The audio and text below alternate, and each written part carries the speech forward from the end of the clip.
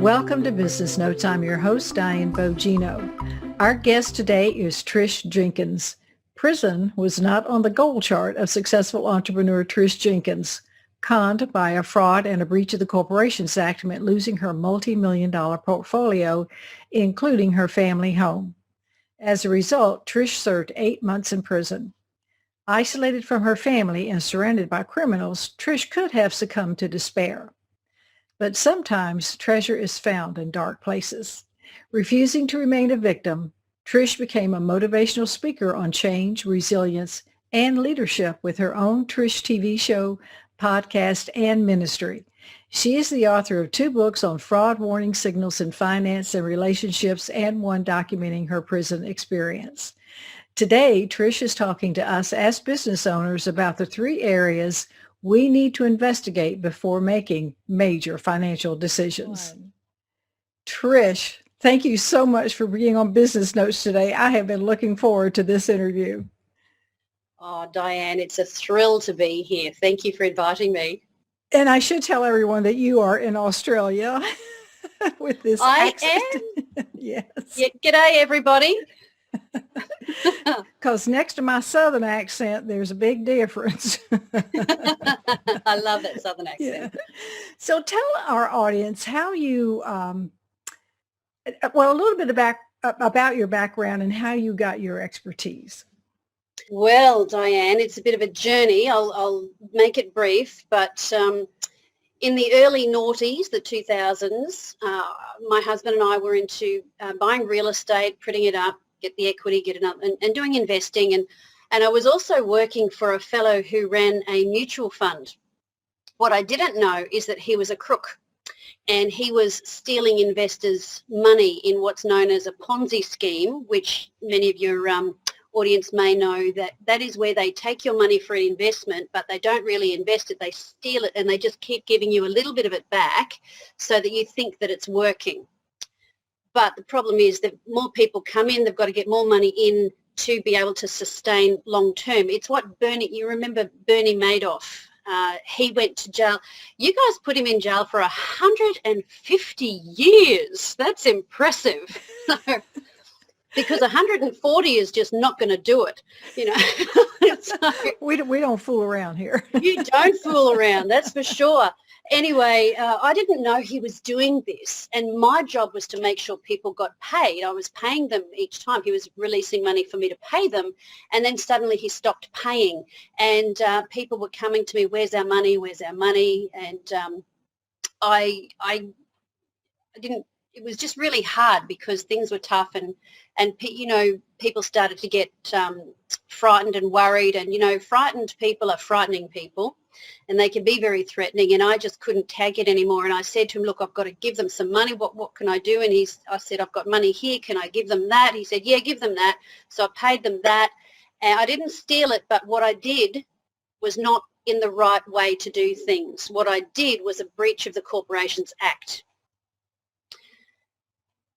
Now, as often happens, it imploded. He was reported to the authorities, and they shut everything down and went through everything. That's when I found out that he had stolen all the money. Diane, I threw up for 3 days straight because my money was in there, $104,000 of our money. Our family's money, friends and so on was in it, and it was just a disaster. I couldn't even look at my children. It was just so horrific.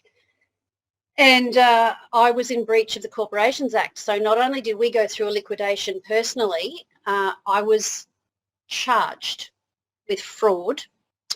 And in 2009, I spent 8 months incarcerated. But during this journey, I know that's a big one to swallow. Pause, let that sink in. But during the process of the liquidation, I had to find, I thought, how did I miss this? How did I miss this? And I'd been to a talk where someone was giving on fraud, and it was an investigator who does this, you know, investigations, and I was talking to him, and I was so passionate about his services that he hired me to promote him. I said, don't talk to anyone until you talk to this guy. And he said to me, look, I wish people knew this stuff because it wouldn't happen. and I wanted to write a book. I thought the way to get over this is to find out what have I learned that might help other people, and that was kind of therapeutic for me to learn how I missed it. And he said, this book you're writing, can you write it for women, because by the time they call me, they can't afford me. So he helps me write this book. This first one was for women, Dangerous Wealth, what every successful woman needs to know to avoid being ripped off, bit of a mouthful. I've since written a second one for fellas, for the men, so they don't miss out. And it's what I wished I'd known. If I'd known these things, I would not have got ripped off, and I would have kept my fortune. So that's what I do now, is I speak about that, and also about the prison experience and how to be resilient through tough times. Wow. There we Now, go. I know audience members are thinking, well, that could never happen to me. But what does make us vulnerable? Thinking that could never happen to me. Seriously. Right. That really is the first thing that does make people vulnerable. It's often we think because I'm clever, people who are smart, they might be smart in finance, they might be in medicine. Just because you're brainy doesn't mean that you're invulnerable to trusting someone clever. These people, they're called con artists. It comes from the word confidence, because they win your confidence. If you're basically a good, honest person, you don't operate in a world where people are constantly lying to you. You don't expect it. If someone tells you that, their job is that, they're a school teacher, you don't question it. You go, oh, yeah, which school? They'll tell you, oh, okay. And they're probably telling the truth. They have no reason not to. But these people, they will often infiltrate organisations like churches or Rotary clubs or associations, and they build relationships and they win trust. And you see, when we trust someone, our defences are down, and we don't ask the same kind of questions that we normally would if we were handed a prospectus, and we didn't know the people. So it's not just people who get emails from Nigeria. It's usually people who we would have considered a friend or even a romance. Mine wasn't a romance, but that's one of the reasons where in my books I very much go into relationship fraud, because when we give our heart, we give our trust, and then we want to actually help the person and invest in what they're doing. That's what makes us vulnerable. Yes, yes. So in the introduction, we talked about 3 areas that you say we need to investigate. How do we go about doing that? Okay, so now here's the thing. Your accountant will tell you to examine the numbers and verify the numbers. Check licenses, that's the thing. The 3 areas are the deal, which is due diligence. Everybody will tell you, investigate the deal, the real estate, is it zoned correctly, that sort of thing. The deal, you need to investigate the person. You want to know everything about that person that could be pertinent to their decision-making in a deal. And in my books, I go through checklists of questions you need to ask. Things like, have they been involved in lawsuits before? Have they been in trouble before? How do they speak about their ex-partners? Do they speak with bitterness and anger, or do they play the victim? Do they take responsibility for their part? You can't judge someone completely for having been through legal action. My goodness, I know about legal action. But how do they frame it? And can you verify their side of the story? So you investigate the deal, the person, but you know what's really people have just, it doesn't even occur to them. You investigate yourself. You need to know what makes you vulnerable. What are your triggers and hotspots? For example, if you have a weakness for a certain type of person or even a certain type of charity, okay, what they do is they will listen to your conversations. Particularly women, we can be very self-disclosing because we like to be chatty, but they're very good at drawing out and listening to what you're interested in, the sorts of hobbies you have. What are your passions? Particularly people of faith or people who are very much about charitable work. You know, their heart is, you know, that they want to give. And so then the other person will talk about the giving that they've done, or the charity work that they've done, or the orphanage that they volunteered at in Zambia, you know, that, and you'll go, wow, what a great person, what a great guy, what a great lady. Or, you know, with women often they'll play the lady in distress card about how badly they've been treated, and they need that knight in shining armour to help them, and they just need a little help with their legal expenses from their last relationship. And so you've got to know your own heart and what to protect and what makes you vulnerable, because that's what they'll tug on. Yes, absolutely. And I suspect they dig into your fears as well, so they can leverage those. Very much so, very much so. Your politics as well, you know, that, like all of that stuff, they will align themselves and use the language that your culture uses. Yeah. So in your books, you cover both financial and romantic fraud. So why would you include romance in a business book?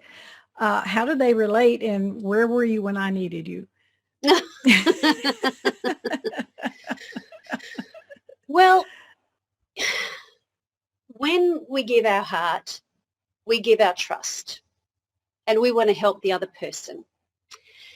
And what these people do, that is their avenue for getting in to getting your personal fortune.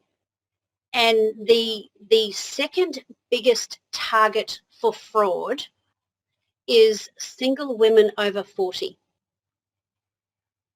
The biggest target for fraud are baby boomers, okay, because they're after your retirement money.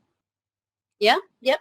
Now you think very often someone has been married or in a, you know, they've had their divorce, their kids have left home, and now this is a man as well, but very often, say with a woman, she will think to herself, you know, she has her crisis, the breakdown, the tears, the whatever they do, and then it's like, I've got to do something for myself. I'm going to rise up now. So they read the self-help books, they get into the groups, they get fitter again, they get healthy, they get some goals, they start a little business, and they find themselves again, and they start getting some success and some confidence, and they have this success, and then they realise, I'm lonely, and they want someone to share it with. And men are when they're single, they want a partner. You know, it's all very well to play the field, but at the end of the day, everybody wants someone to love and share their life with.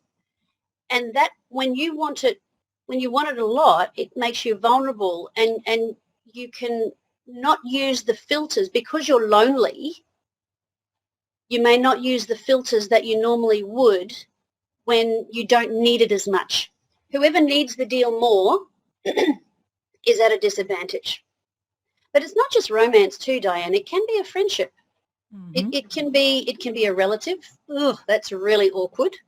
You know, I really don't recommend going into business with family and friends. I'm sorry. I mean, maybe, but nothing ruins a friendship more than money.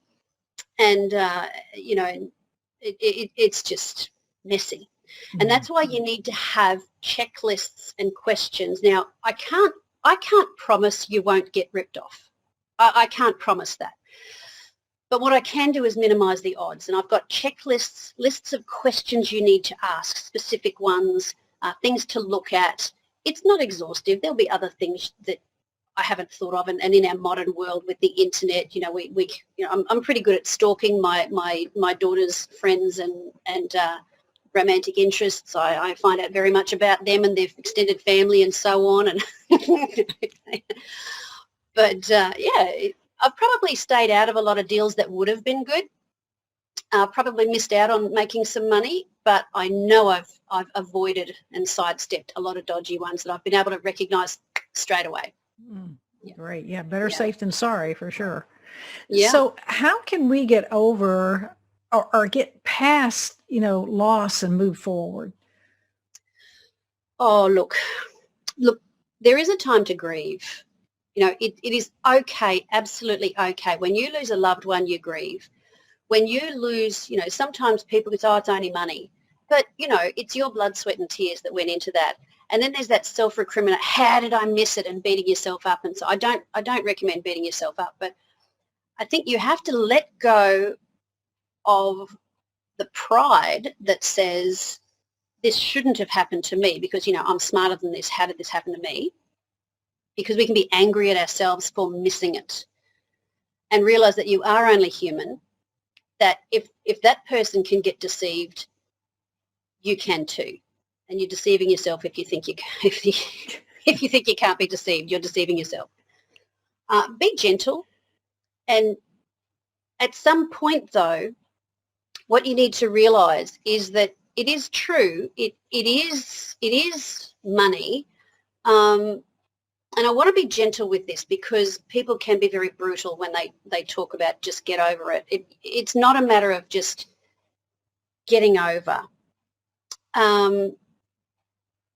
What you do need to do, though, is review your values about what's really important in your life. And what I realised was important, and for me, what I was losing was not just the investment, but everything we had was liquidated and paid. Liquidators pay themselves their hourly rate while they're going through your books until there's nothing left. So we lost the investment, then we lost our homes, everything that we had, including where we lived. And I thought to myself, I have a husband and 3 little girls, and I am not going to lose my marriage because I know when being aware of what can come under attack when you go through a crisis. Do not turn on those you love in your temper tantrum. Don't do it. You think, well, they love me, they have to stick around. They don't, and they may not. Don't expect that they have the mettle to do that if you're having a crisis. I would drive to an empty car park late at night and scream in my car and cry out to God and pray, how did you let this, why didn't you talk to me a bit louder, and I went through all that and ended up just going, yeah, okay, it was me not listening, and missing it. And forgiving yourself, you can find a way to forgive yourself. Certainly your partner, if your partner is the one who lost the money because they were the enthusiastic one for the investment, that's a tricky one. That can really hurt your relationship. My husband never blamed me. He knew I'd been deceived and he had thought the guy was okay too. But it was my decisions that did these things to us, even though the other fella had. And I had to separate and own what was my failure and what was theirs, because I carried the guilt of everyone else losing money as well. And I had to stop that because they made their own decision. And then, yes, when you look at your values, realise that everybody gets a turn at tough stuff. Everybody gets a turn at something. Some people face cancer. What would you like? Would you like to swap? Who would you swap with? No. Everybody gets a turn at adversity. It's called life. But the important thing is to learn from it and look forward. If you stay dwelling on it and getting resentful and festering, you stop your brain from being freed up to look for new opportunities and That's for other true. things for you to do. You've got to look forward. And this is the same when you've had a different kind of adversity. You can stay in it or you can look forward to your future. I made some notes and I said, stop feeling special. You're not special. Look, everybody's special because everyone's an individual like everyone else. But you're not so special that you get to miss out. And I don't want to put fear in people, but really you're not that special. We all get a turn at something, and it's how you respond that determines how well you go on, which is why I love the motivational speaking I do on resilience, because It's about getting up again and moving forward. Yeah, you can't wallow in victim thinking. You just can't do it. You'll get nowhere. Um, I want to ask you, that first day home after prison in your own bed and you opened your eyes that morning, you must have thought you were dreaming. What went through your mind that day, and what were some of your first steps to get on the road that you're on now? It's funny you should say that about dreaming. I came home and it was kind of surreal, and I would actually dream that I was still in prison and not supposed to be, and trying to tell the guards, the officers, I'm not supposed to be here, and they were ignoring me, and then running through corridors trying to escape, and then having that panicked feeling, but if I escape and they catch me, then I'm going to be here for longer, and having that, it was like I was having a panic attack in my dream. And then I would wake up in the night with my heart thumping and shaking and sweating, and my husband would hold me and soothe me, and I'd breathe again. And it was like I couldn't fit in my own skin. I thought I would come home and everything would be fine and we'd all live happily ever after. And I ended up getting some counselling, and the psychologist said, you have PTSD and you'll never get over it. You've just got to learn to live with it. And I said, no, that's not for me. Now, I had to accept that I did have it, and I learned processes to overcome it, and I don't have it anymore. I did get past it because of what I've learned over the last 10 years about being resilient and reframing how I think things and finding the blessing. You'd be surprised at how much blessing there is in an adversity. But I came home and I wanted to go to bed for the rest of my life. I just wanted to pull the covers over and just stay there. But I had a husband who had stood by me. I had 3 little girls. My eldest was 10, and I have identical twin girls who were 7 at the time. And they had been without their mummy for the best part of a year in grade school. They deserved for me to get better. They'd been punished enough, because, you know, it's not just you that gets punished when you go to jail. The whole family is made to be punished. Yeah. So you have to lift up. Self-pity is your biggest enemy. You need to be ruthless with self-pity. Absolutely ruthless. Tear it out by the roots and be thankful for what you do have and do everything you can to get well. And if you're a faith person, you have that extra dimension in your faith. And when I was talking about getting over things, when you've had losses, for the faith person, and this is not for everyone else, for the faith person, you've got to repent of that idolatry of finance. It's an idol, and you need to repent of that so your heart can get right and get your priorities right. So right, before we... Free one just for them. Well, that's good, because I want to, that leads into my next question before we get to your books. Just briefly tell us a little bit about your ministry and who you serve in your ministry. Oh, lovely. Thank you. So, you know, faith people, Christians love a good redemption story. And, you know, the death and the resurrection. And yes, I am. I mean, how embarrassing is this? You know, I didn't come from a criminal culture. I didn't come from a family where, you know, Uncle Joey's back in jail for drugs again. It just wasn't my world. Pastor's kid, yeah, even more embarrassing. Leader in my church. Oh, it was so humiliating. And, you know, it's funny now, it wasn't then.